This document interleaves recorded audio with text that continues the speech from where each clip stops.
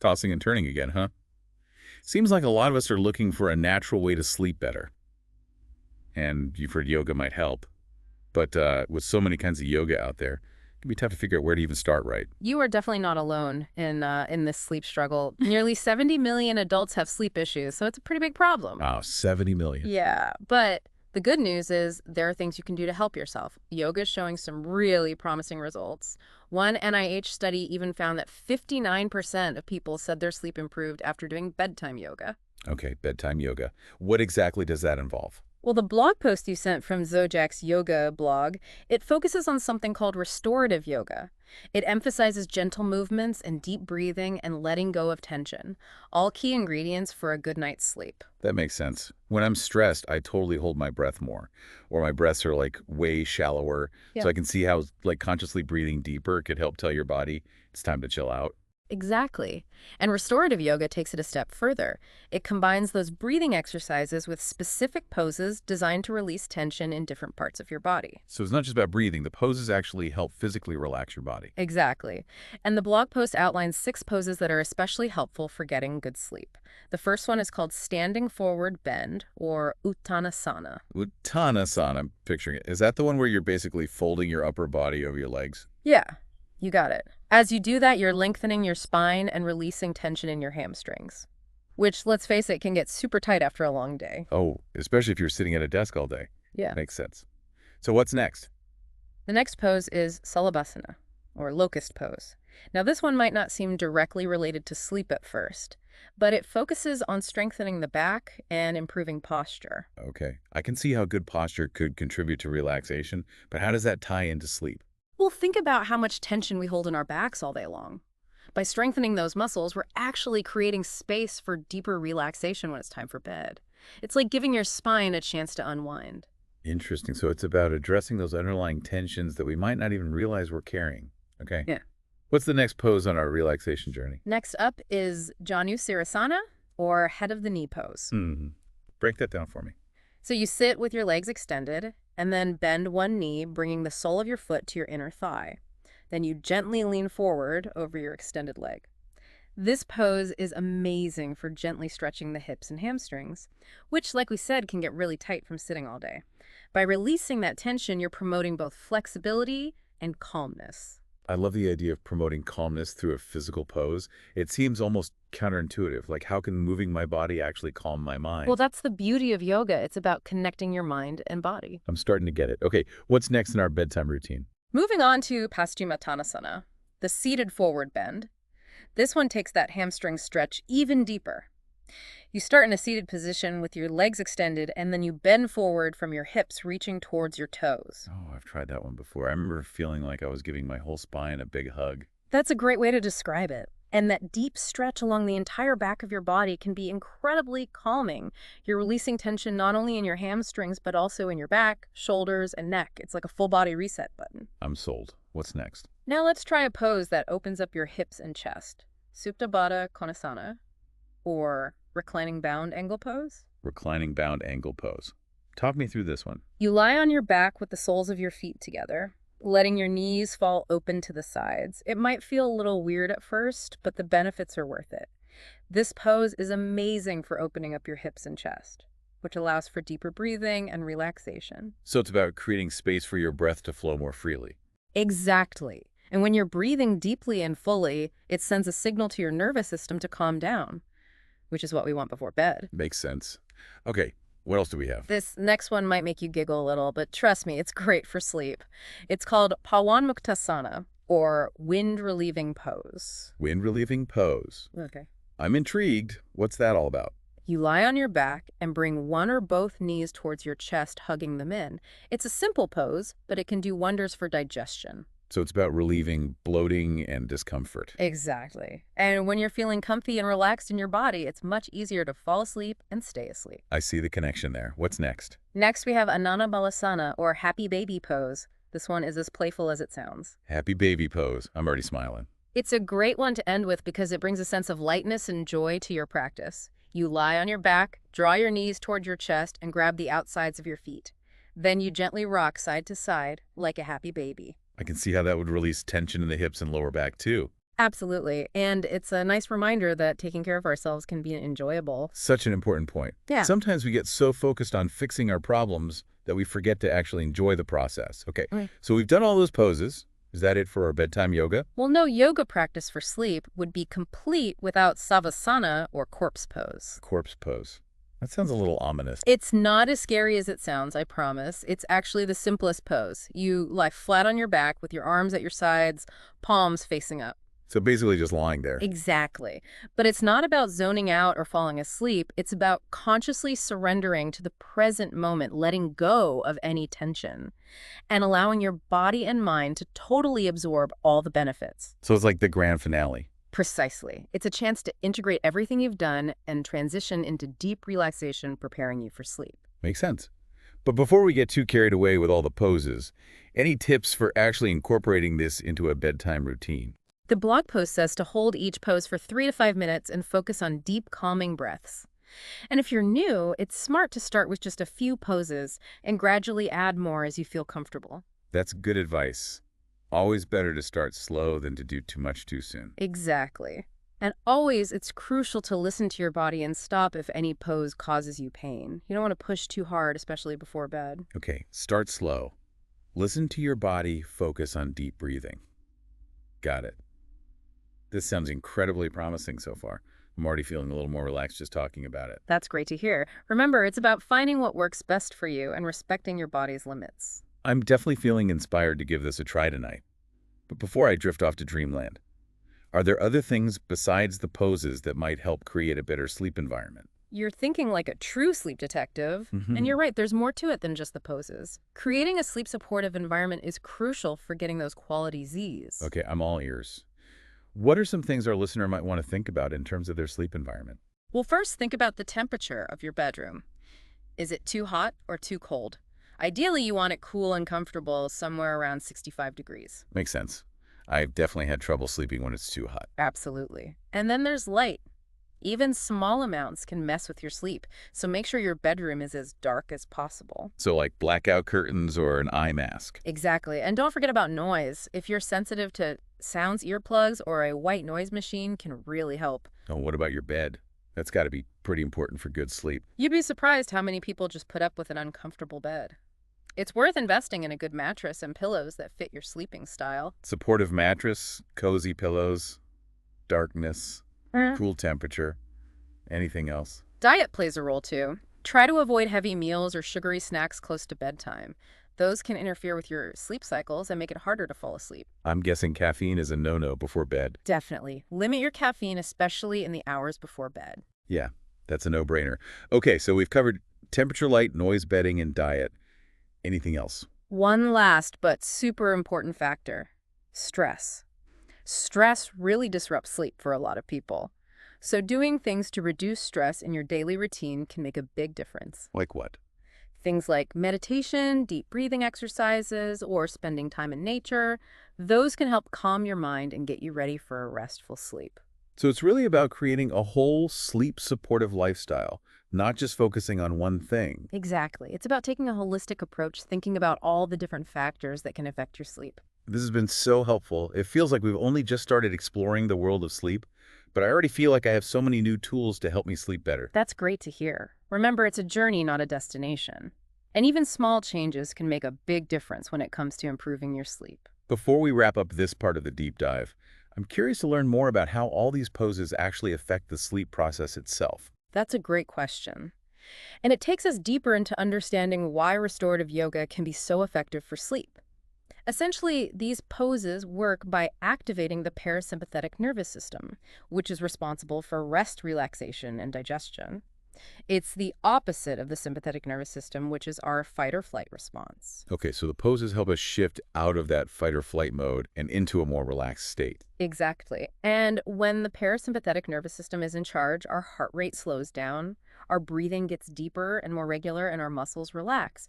All these changes create the perfect conditions for falling asleep and staying asleep. That makes perfect sense. Yeah. It's like we're giving our bodies the cues they need to wind down and get ready for rest. Exactly. And by doing these poses regularly, you can actually train your nervous system to handle stress better, which can have a positive domino effect on your overall sleep quality. Wow, that's really cool. So it's not just about feeling relaxed in the moment. It's about creating a long-term change in how our bodies respond to stress. Precisely. And that's one of the coolest things about restorative yoga. It gives you the power to take control of your sleep and create a more peaceful, restful experience. I'm loving this deep dive. We've covered so much ground already. Let's take a quick break, and when we get back, we'll keep exploring these ideas. Sounds good. Looking forward to diving even deeper.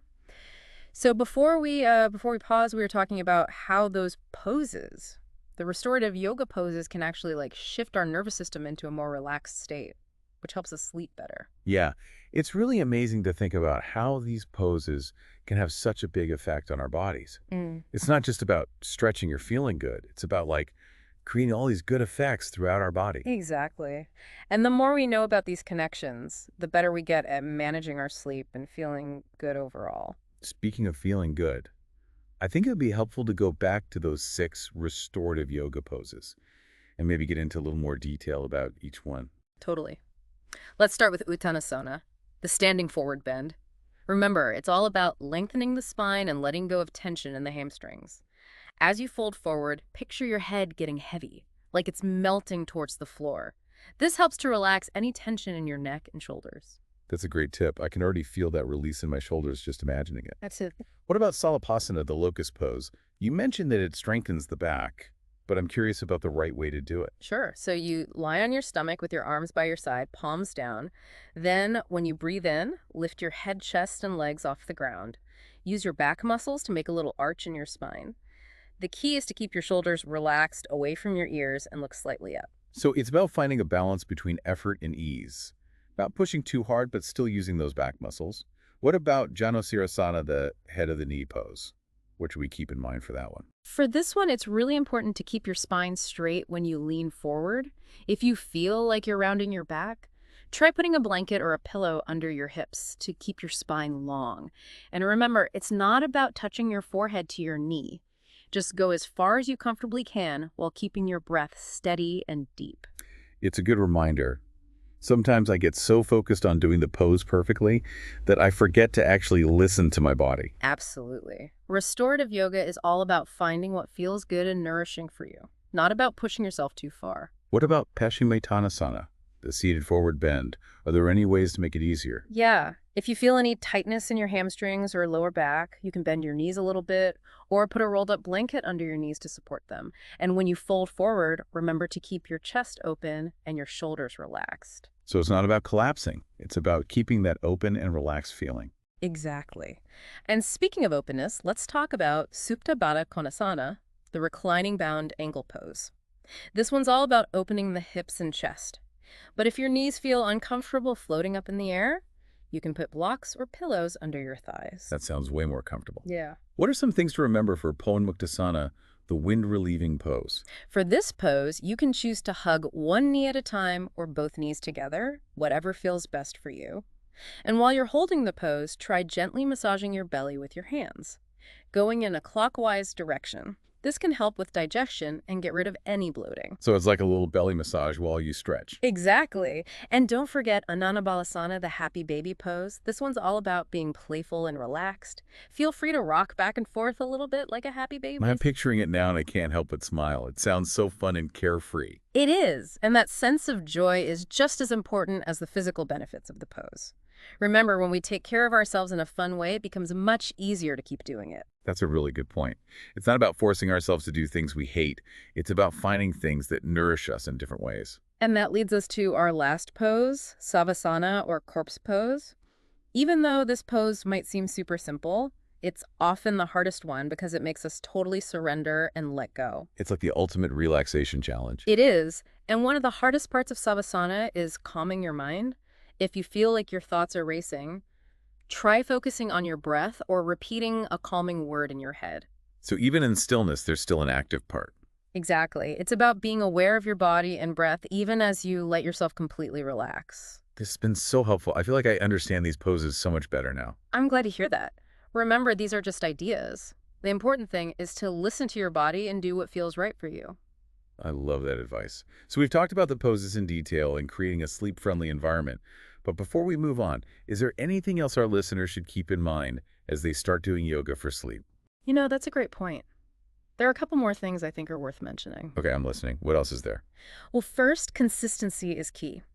Just like with any new habit, it takes time and practice to see results. Don't be discouraged if your sleep doesn't improve drastically after just one or two times. Right. It's easy to want a quick fix, but real change takes time and work. Exactly. And it's important to be patient with yourself and your body. Some people might notice a change in their sleep right away, while others might need a few weeks or even months to see a big improvement. So it's about trusting the process and keep going, even if you don't see results right away. Exactly. And here's another thing.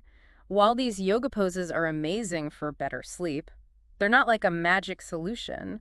Good sleep is about more than just one thing, and looking at other parts of your lifestyle can make a big difference too. It's about thinking holistically, right? Exactly.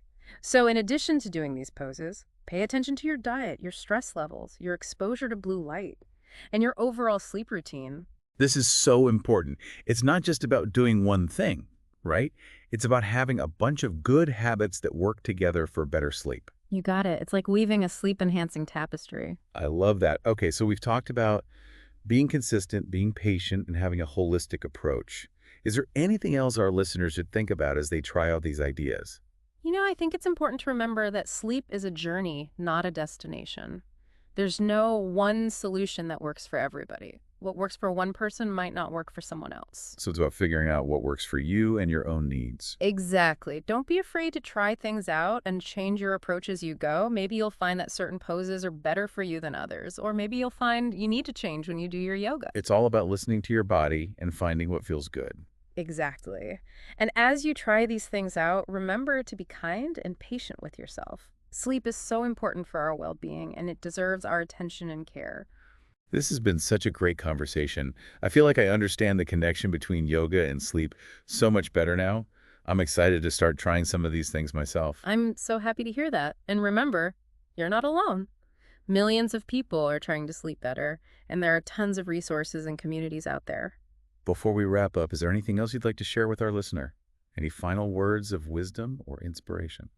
As we've been talking about all these tips and techniques, I've been thinking about the deeper meaning of sleep and what it means in our lives. Ooh, I like that.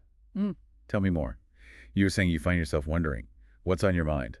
Well, I'm wondering if maybe part of the problem with sleep is how we think about it. Like, what if instead of seeing it as something we have to do or something that's broken, what if we saw it as a time to really nourish ourselves? Hmm, interesting. Like instead of thinking, ugh, I need sleep, it's more like, tonight I'll get to rest and recharge. Yeah, exactly. What if we really embrace the stillness, the darkness, the letting go that comes with sleep? It's not just downtime. It's when our bodies repair themselves, our brains process everything we've learned. It's kind of magical when you think about it. Okay, I'm totally changing how I think about my bedtime routine now. No more, ugh, I'm exhausted, I have to sleep. It's going to be time for my nightly miracle of rejuvenation. I love that. And that's what I think is so powerful about these restorative yoga poses. They're like a ritual, a way to move from the craziness of the day into that calm, receptive state. It's like telling your body, okay, things are slowing down now, time to switch gears. Exactly. And the more we practice that transition, the easier it gets. So even if you don't have time for a whole yoga routine every night, even just a few minutes of deep breaths and a simple pose like child's pose can help. It's about creating that mindful pause, that signal that it's time to let go of the day and rest. Yes. And over time, as we get better at this, we might find that not only do we sleep better, but we just feel better overall too. I love that. So it's not just about fixing a problem, it's about feeling better in every way.